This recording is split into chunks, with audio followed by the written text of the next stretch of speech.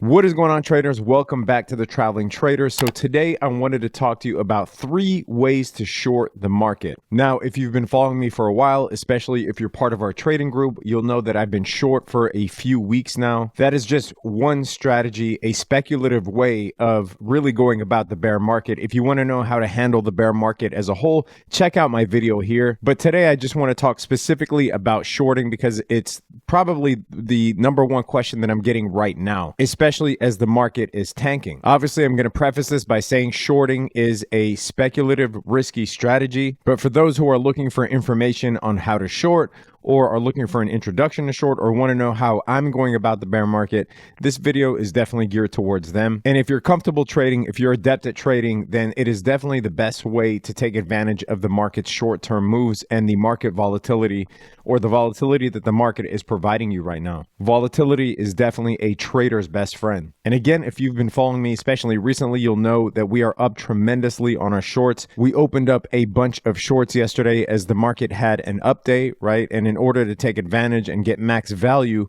from our shorts, you essentially want to short when the market is overvalued for the time being. And of course, we're going to have some up days during this bear market, and that is really where you want to take advantage of these shorts. So if you take a look at our shorts, you'll see that on the SDAO, for instance, this is up 25% today. This is an inverse ETF, which I'll go into one second, that tracks against the Dow. So if the Dow goes down, this goes up.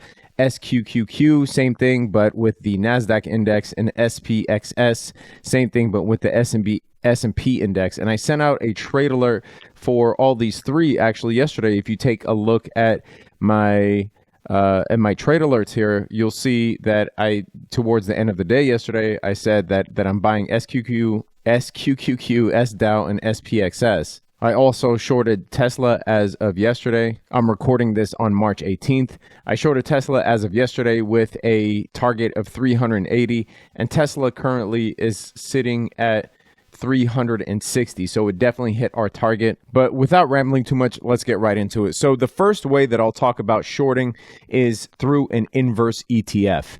Now, the reason that I'm bringing this up first is because in my view, it's the easiest way to short out of the 3. And just as I showed you with SQQQ or SPXS, an inverse ETF essentially just moves opposite the market. So if the S&P falls and you're in an inverse S&P index, that inverse ETF rises. Now, just in summary, an ETF is an exchange traded fund, right? It's put together by a fund group, and they usually use derivatives to make up these ETFs, right? So the futures market, for instance, is one that's heavily used, especially with inverse ETFs. Anyway, no need to go into major details of that. You can look up on your own about how different ETFs are formed. Each one has its own stipulations and conditions and how they calculate or rebalance the fund on a daily basis. So you can look up on your own. However, inverse ETFs, easiest way to short the market. You don't need a margin account, right? It's just like buying and selling stocks. You literally buy and sell the ETF as you would any other stock. And besides the index ETFs, there are ETFs and inverse ETFs for commodities such as gold,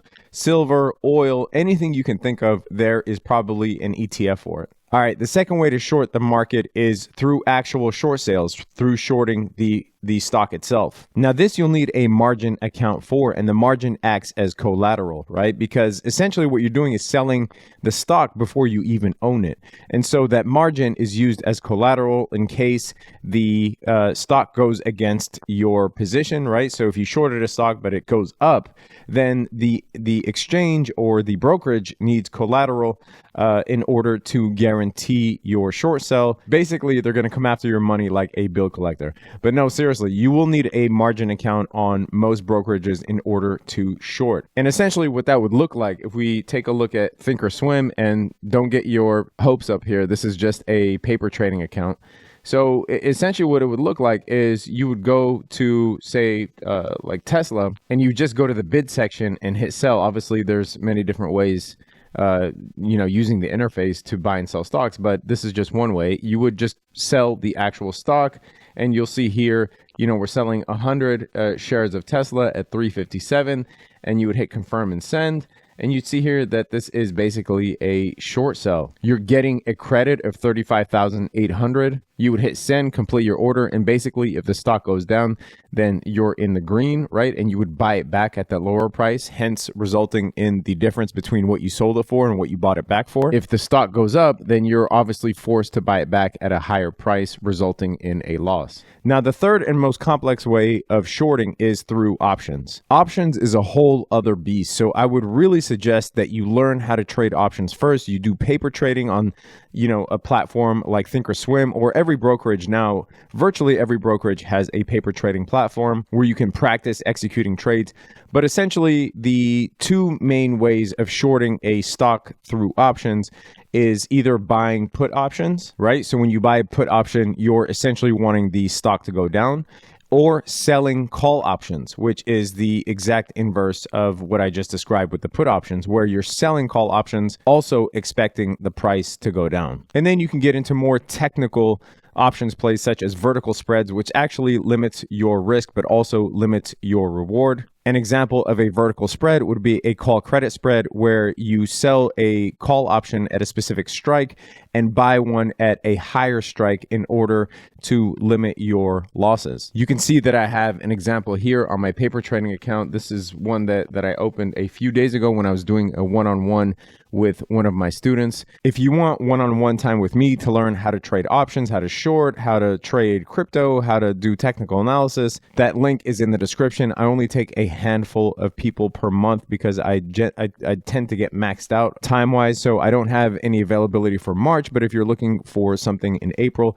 hit me up on the Discord or sign up using the link below. But here you'll see an example of the Tesla call credit spread that I opened. I sold the 510 call on Tesla and I bought the 520 call on Tesla, and you could see that our position now is up, and this was just one contract. You can see our position now is up almost $900. And this is essentially how a call credit spread would look on a chart, where if the stock goes down below your strike, you get a certain capped value or a certain capped return, and if the stock goes the opposite way and starts going up, your losses are also capped. So it creates this sort of backwards S curve that you see here. Like I said, probably the most complex way of shorting is through options, because options is a whole other game. But there it is, short and sweet video, 3 ways to short a stock.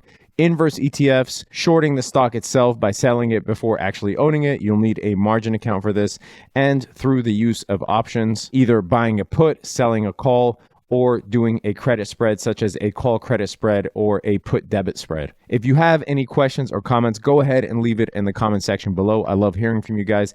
Hit that thumbs up if you got anything out of this video. Sign up if you want access to the trade alerts, where I send out all of my crypto stocks options trades, just like the ones we made on SQQQ, SPXS, and the SDAO, as well as my Bitcoin long and shorts that we've been doing all week. Subscribe to the channel, hit that notification bell. Stay safe out there, traders. Peace.